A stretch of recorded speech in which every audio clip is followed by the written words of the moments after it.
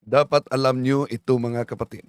Bistado ngayon ang matinding panluloko ng mga kampon ni Ellen Goldwhite sa SDA gamit yung sulat daw na nakapangalan ni Pope Pius XI na pinatunayan na sa lahat ng mga Protestante, Seventh-day Adventist lang ang ayon kay Dan Maasin. Seventh-day Adventist talaga ang correct ang teaching. Correct ang tama ang teaching.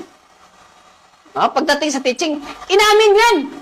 Inamin yan ng mismo na Katoliko. Ito sa letters, the Catholic letter mga kapatid, no? The Catholic letters noong May 22, 1934 at meron pa po itong note yung nakasulat dito ang Pope na si Pope Pius. Ito. Excuse me po, hindi po yan Pius. Research naman pag may time ha. Paano i-pronounce yan? Pius ba o Kios? At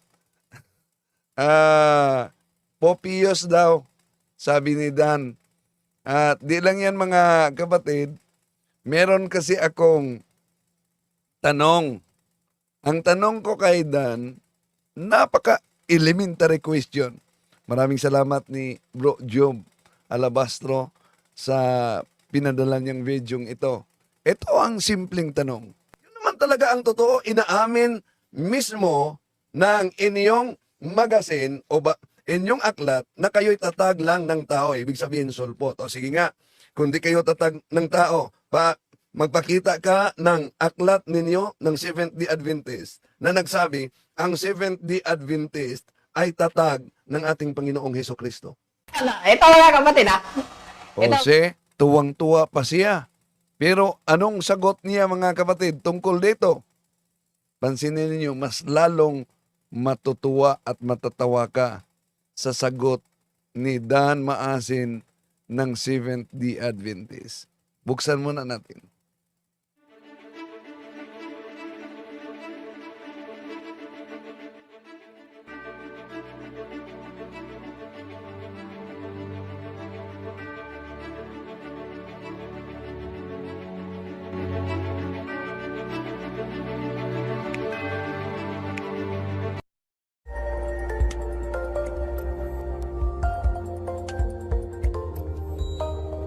Musta?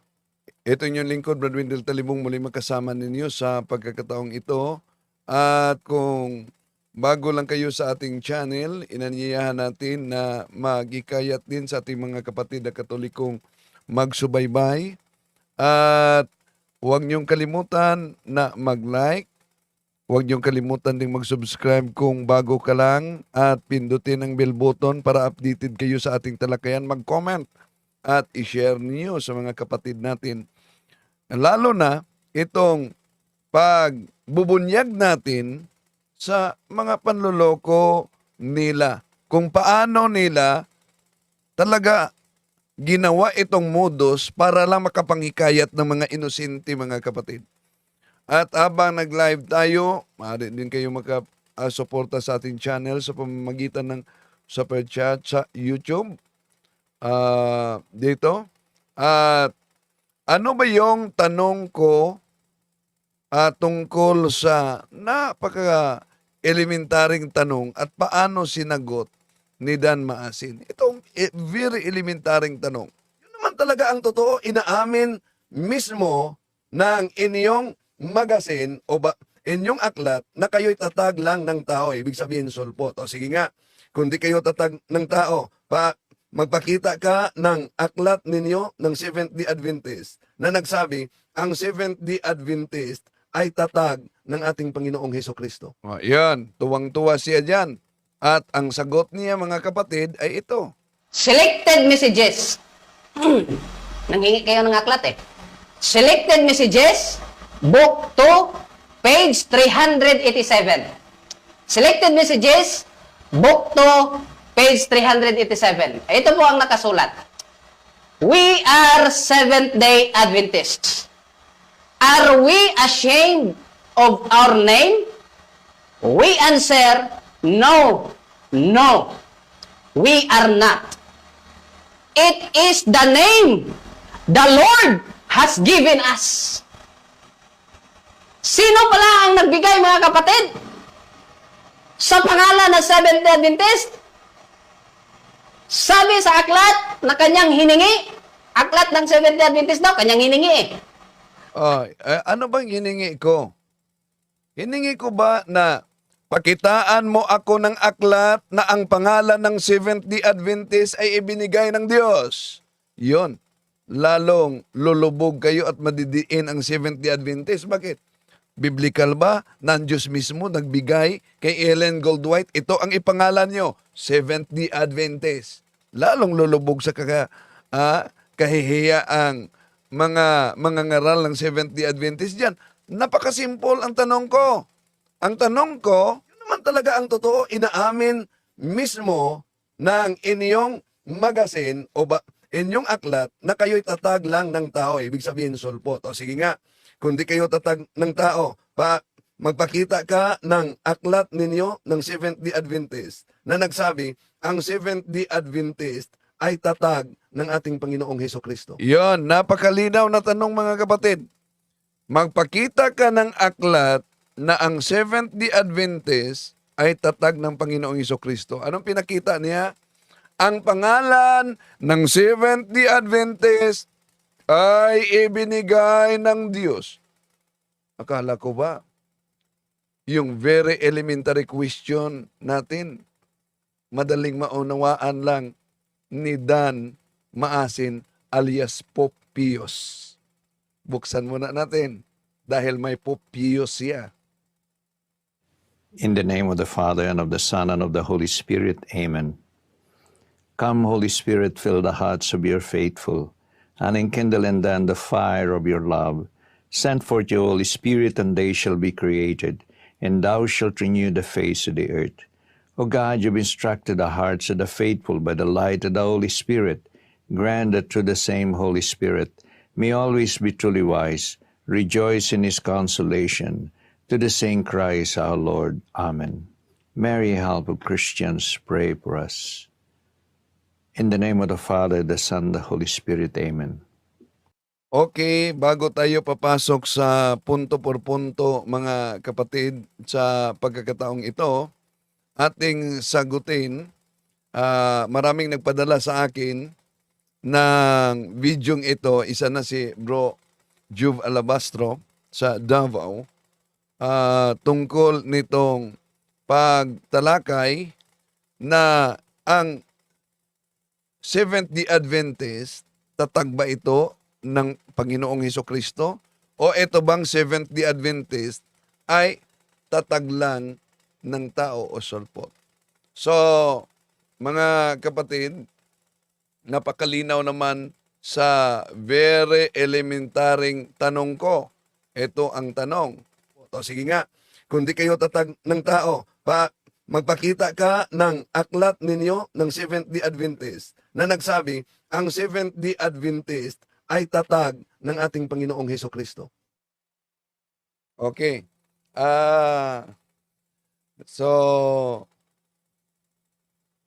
yun ang tanong. Pero, ang sagot niya, mga kapatid, ano yung sagot niya? Napakalinaw din ang tanong, pero ang sagot ni Dan Maasin, napakalayo talaga. Oh. At meron pa silang ginagamit na Catholic letter daw. Seventh-day Adventist talaga ang correct ang teaching. Correct ang tama ang teaching. Pagdating sa teaching, inamin yan. Inamin yan ng mismo na Katoliko. Ito sa letters, the Catholic letter, mga kapatid, no? The Catholic letters noong May 22, 1934, at meron pa po itong note, yung nakasulat dito, ang Pope na si Pope Pius. Ito, letter talaga. May letter talaga. Kung di kayo tatag ng tao, magpakita ka ng aklat ninyo ng Seventh-day Adventist na nagsabi, ang Seventh-day Adventist. Iyon ang tanong ko. At maliban sa isang aklat na ipinakita, yung letter daw na may pangalan ni Pope Pius. Dan, Pius po yan, hindi iyon Pius. At maliban dyan mga kapatid, paano natin na lantad na peke at pirated yung ipinakita nila na sulat daw na may pangalan ayon kay Dan Maasin, Popios. So, bago natin sasagutin yan mga kapatid, punta muna tayo sa napaka-elementaring tanong, ngunit napakalayong sagot ni Dan Maasin ng Seventh-day Adventist. So, ano ba yung tanong ko? Tawang-tawa pa siya. No? Yun naman talaga ang totoo. Inaamin mismo ng inyong magasin o inyong aklat na kayo'y tatag lang ng tao. Ibig sabihin, sulpot. O sige nga, kung di kayo tatag ng tao, magpakita ka ng aklat ninyo ng Seventh-day Adventist na nagsabi, ang Seventh-day Adventist ay tatag ng ating Panginoong Hesukristo. Ito mga kapatid Ito mga kapatid. Ang challenge niya sa atin, magpakita tayo ng aklat natin na ang Seventh-day Adventist ay tatag ng Panginoong Hesukristo. Ito, makinig kayo mga kapatid at mga kaibigan sa aklat ng Seventh-day Adventist. Selected messages. Nanghingi kayo ng aklat Selected messages, book 2, page 387. Selected messages, book 2, page 387. Ito po ang nakasulat. Intindihin natin ng mabuti mga kapatid. Intindihin natin yung nakasulat. We are Seventh-day Adventists. Are we ashamed of our name? We answer, no, no. We are not. It is the name the Lord has given us. Sino pala ang nagbigay mga kapatid? Sa pangalan ng Seventh-day Adventist? Sabi sa aklat na kanyang hiningi, aklat ng Seventh-day Adventist daw, kanyang hiningi Ang sabi, ang Diyos ang nagbigay ng pangalang yan. Wala na. Tapos na ang usapan. Meron na. Ang Diyos ang...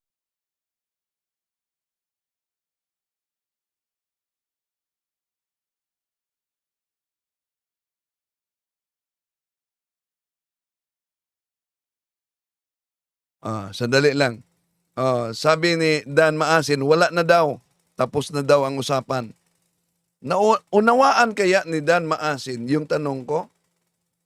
Ulitin natin ulitin natin. Anong tanong ko? Yun naman talaga ang totoo. Inaamin mismo ng inyong magasin o inyong aklat na kayo'y tatag lang ng tao. Ibig sabihin sulpot. O sige nga, kung di kayo tatag ng tao, magpakita ka ng aklat ninyo ng Seventh-day Adventist na nagsabi, ang Seventh-day Adventist ay tatag ng ating Panginoong Hesukristo. Yun ang tanong ko.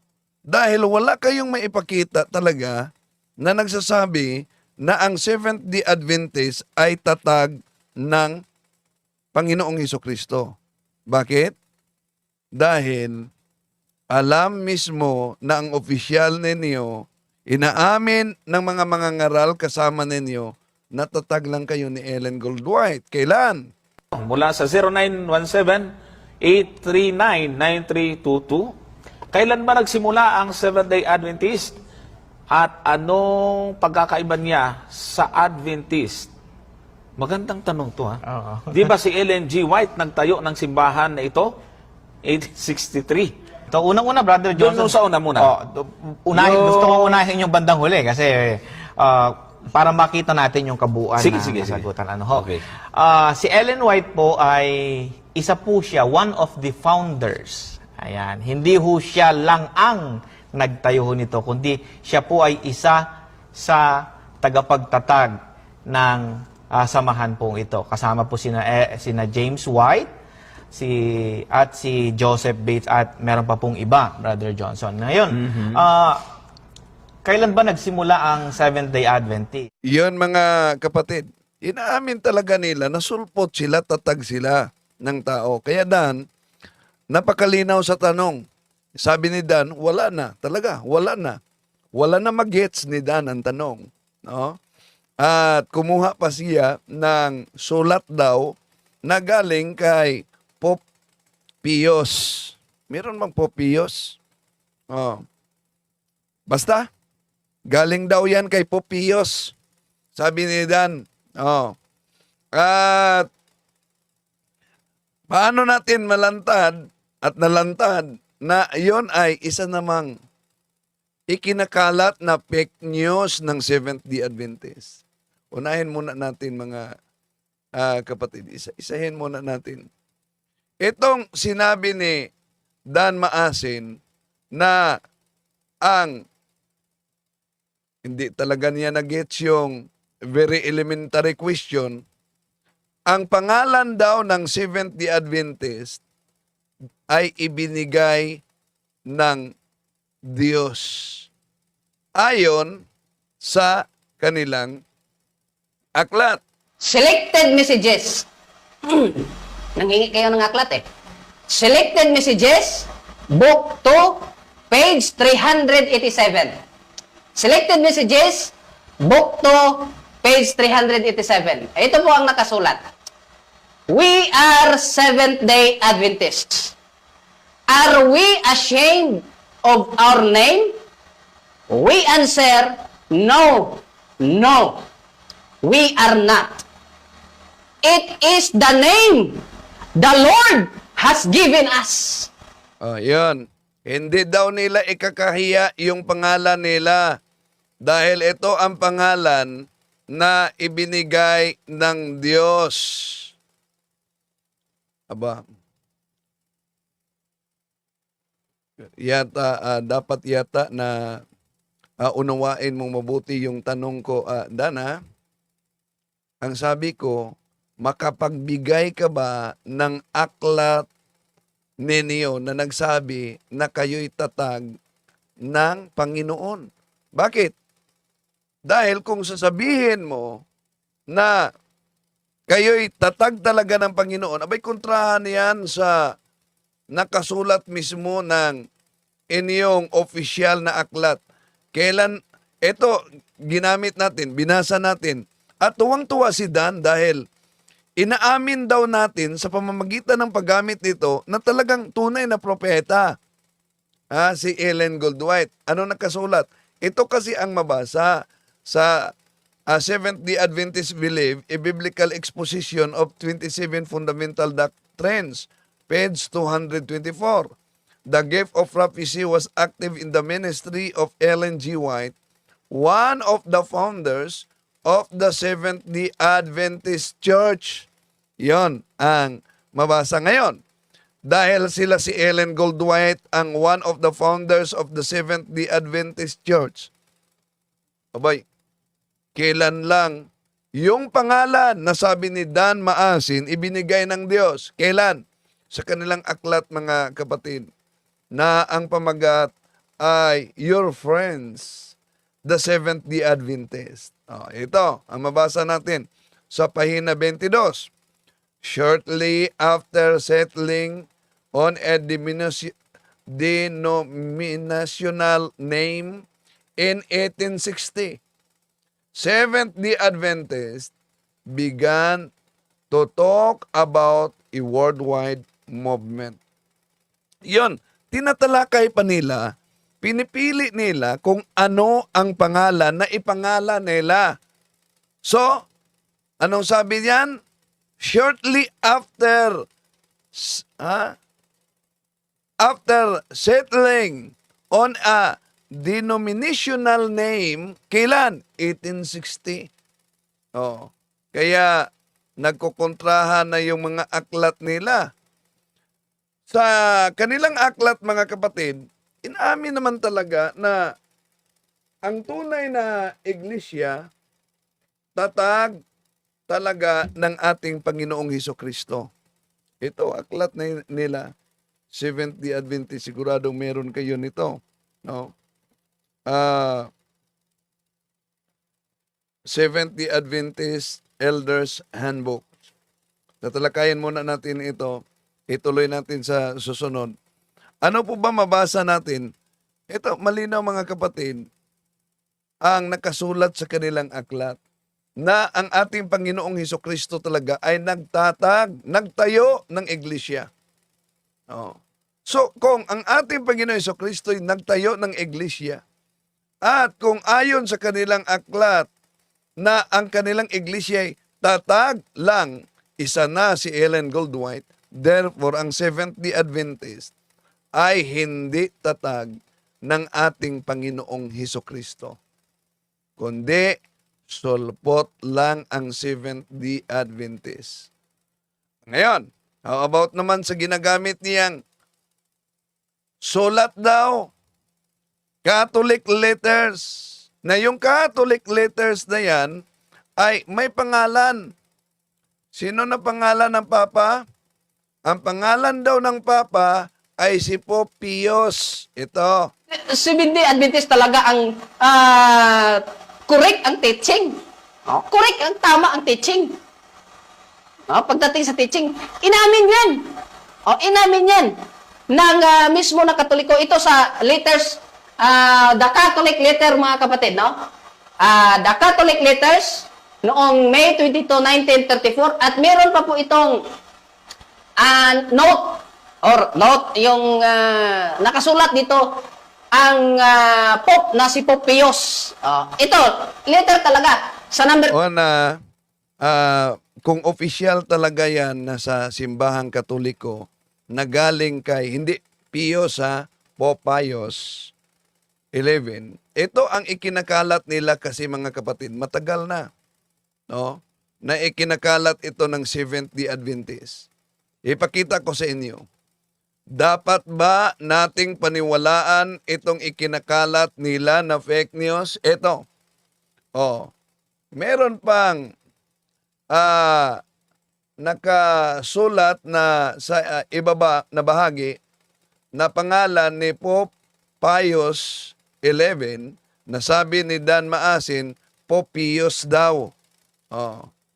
So, binanggit daw dito, isa-isahin natin mga kapatid, yung ikinakalat na fake news nitong mga Seventh-day Adventist mula pa noon, na may pangalan ni Pope Pius, hindi yun Pope Pius Dan noong sa Rome, Italy na buwan ng May 22, 1934. Ito daw mga kapatid ay nagpapatunay na ang Seventh-day Adventist ay nanatiling nagtuturo ng katotohanan. Ito ay isang kasinungalingan na ikinakalat ng mga Sabadista, ng mga Adventista, mga kapatid, patungkol sa linggo, patungkol sa worship ng mga Kristiyano, at para patunayan na ang sa kanila daw at may lagda pa ng editor umano sa pamantalaan na si Peter Tranzer, mga kapatid, na naunang ipinakita natin, at ito din ang ipinakita ni Dan Maasin, na sabi dito, we also say that all Protestants, the Seventh-day Adventists, are the only group that reason correctly and are consistent with their, ang ikinakalat nila, mga kapatid. Pero una, alam nyo ba na kung ang Papa ang naglabas ng opisyal na sulat, may lagda talaga yan. At meron din yang coat of arm ng Papa. Ito po, makita nyo ang coat of arm. Pero pansinin ninyo ang inilabas nila. ang inilabas nila na sulat daw na may pangalan ni Pope Pius, Pius ang pangalan umano. Oh. May nakita ba kayong coat of arms dyan, mga kapatid, ni Pope Pius the 11? Wala, di po ba? Wala tayong nakita. Hindi. So, napakalinaw, hindi official na letter na kasulatan na nanggaling mismo sa Papa. At ano po ba ang lagda? Kung official man, dapat may lagda ng Papa at meron ding tinatawag na coat of arms. At dahil si Pope Pius na ayon kay Dan, Pope Pius 11, ito ang lagda ni Pope Pius. Dan, tingnan mo. Yon ang lagda ni Pope Pius, Dan, ha? Pius. At ito ang coat of arm. Kung babasahin natin, mga kapatid, ang nakasulat sa naturang liham daw na may pangalan ni Pope Pius. Pius naman yung pronunciation ni Dan. Abay, kontra talaga sa official na aral ng Simbahang Katoliko. Bakit? Nakasulat kasi sa ipinakita naman natin na we Catholics do not accept the Bible as the only rule of faith. Mali po iyan, mga kapatid. Dahil ang tamang aral ng Simbahang Katoliko, we Catholics solely believe the Bible as one of the three pillars or roles of our faith. O yun pa lang, supalpal na. No? Bakit? Alam nyo naman, mga kapatid, kung sila ay nagpresenta ng Peking liham, naalala nyo ba? Nalantad na natin, kahit pa obispo umano ng Katoliko, piniki pa nila. Okay, balikan natin si Sardison. Paano niya piniki ang obispo? Ipapakita ko sa inyo, para po kayo na mismo, kasi sabihin nyo, gawa-gawa ko lang, ang kardinal mismo, Cardinal pa. bishop, Bishop ay na. naghamon sa inyo, sa akin, sa ating lahat. Tulungan lang daw siyang maghanap from the Bible and Bible alone na nagsasabi ang linggo ay dapat ipangilin. Magbibigay siya ng premyo sa iyo ng $1,000. Paki-play, please. I have repeatedly offered $1,000 to anyone who can prove to me from the Bible alone that I am bound to keep Sunday holy. There is no such law in the Bible. It is a law of the Holy Catholic Church alone. The Bible says, "Remember the Sabbath day to keep it holy." The Catholic Church says, "No, by my divine power I abolish the Sabbath day and command you to keep holy the first day of the week." Baka sabihin ninyong naninira lang ako, o kaya sabihin nyo gawa-gawa ko lang. Ayun, bishop ng Catholic Church na mismo ang nagsabi na it's not coming from the Bible ang pangingilin ng araw. Yan, nang nalantad na natin, mga kapatid, na yung ipinakilalang bishop o cardinal ay hindi pala tunay na cardinal. Ano, naalala nyo anong lusot niya? Sabi ni Mr. Talibong, ipinakilala ko raw na yung bishop na nagsasalita ay ipinakilala ni Mr. Dison. Mr. Talibong, hindi ko pinakilala na yung tumayo doon na aktor, yun talaga ang bishop. Yan ang paliwanag niya. At hindi lang yan, mga kapatid. Yung tira nila sa tiara, na ang tiara ay may nakalagay na Vicarious Filii, inaamin naman nila na nagawa-gawa lang pala para makapanira itong grupo ng Seventh-day Adventist. Ito. May isang evangelist pumunta sa Roma, sa Vatican. Nakita nila doon yung tiara, yung korona ng Pope. At sa korona ng Pope Pinicturan niya ito. Ang picture, bit-bit niya pa uwi. Nakita ng isa sa mga artists. Ang ginawa ng artist, doon sa korona ng Pope, tiara ang tawag, ang ginawa niya, nilagyan niya ng Vicarious Filii para lang ma-illustrate. Wala doon sa tiara. Pero dinagdagan niya ng word na Vicarious Filii. Ngayon, ito pong picture na ito, nilagay sa query column. Question and answer ito sa Mystery Magazine. Ang tanong, meron bang original picture sa tiara ng Pope na merong Vicarious Filii? Ang sagot po ng Ministry Magazine, meron ipinadala na ang term na ginamit nga nila ay dubious picture of tiara. Bakit dubious, kapatid? Ang kwento ganito. Years ago, merong isang evangelist nag-secure ng pictures of tiaras of the Pope. Ang ginawa ng artist nito, number 4, inattempt niya, ginawa talaga niya. Nag-re-illustrate siya. Yun ang purpose niya. Na mayroong pangalang Vicarious Filii. Just for illustration.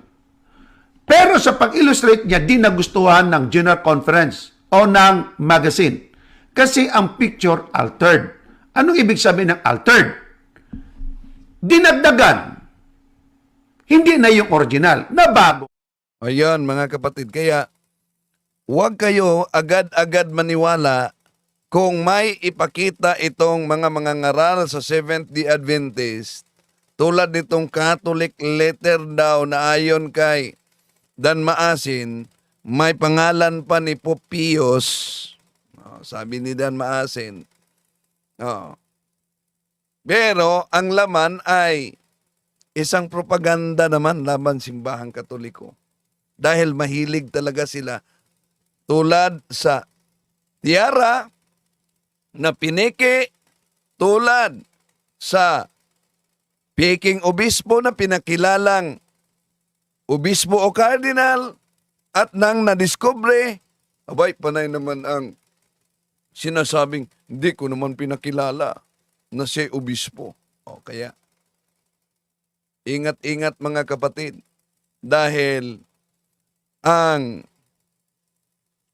kasinungalingan, pag palaging inulit-ulit, magmukha talagang parang katotohanan, lalo na sa ating mga kapatid na kulang ang kaalaman. Kaya sinagot natin ito at itutuloy pa natin ito bukas, mga kapatid, dahil hindi na-gets ni Dan Maasin yung napaka-elementaring tanong ko. Magbigay ka ng aklat ng Seventh-day Adventist na nagpatunay ng Seventh-day Adventist ay tatag ng ating Panginoon Jesucristo. Yun naman ang napakalinawang tanong ko. Akala ko nga, na-gets niya. Bakit? Tuwang-tuwa pa siya. Ang sagot niya, nasa aklat namin. Ang Seventh-day Adventist. Pangalang ibinigay ng Diyos. Yun ba? Yun naman talaga ang totoo. Inaamin mismo ng inyong magazine o inyong aklat na kayo'y tatag lang ng tao. Ibig sabihin, sulpot. O sige nga, kung di kayo tatag ng tao, magpakita ka ng aklat ninyo ng Seventh-day Adventist na nagsabi, ang Seventh-day Adventist ay tatag ng ating Panginoong Hesukristo. Ito mga kapatid, ha? Ito mga kapatid.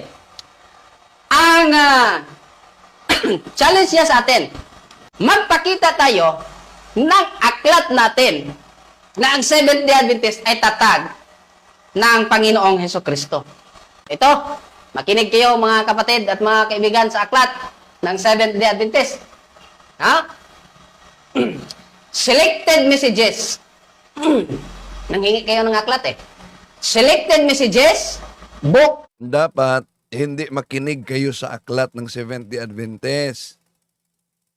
Dapat, Dan Maasin, ito na talaga, nagkawindang-windang, makinig kayo sa akin, babasahin ko itong aklat na hiningi ni Wendell Talibong. O, yun. Ha? So, hirap talaga. Cebuano kasi ito din si Dan Maasin. O, Ang hirap magkalisod-lisodan, ano? Okay. So, sa pagkakataong ito, subukan na natin muna na makapasok sa punto por punto mga kapatid. At madaling araw ang travel natin. Maraming salamat ni Father sa mga legal counsel din, no? Na meeting natin doon sa Makati City. Maraming salamat din nila ni Sis Helda at sa kanyang mister, ni Sis Mercy Ligan, at maraming salamat ni Father Winston Cabading, nasa Vatican sila, hindi kami nakakita, ni Father Bean Arsenio. Maraming salamat po, Father Bean. Okay? So,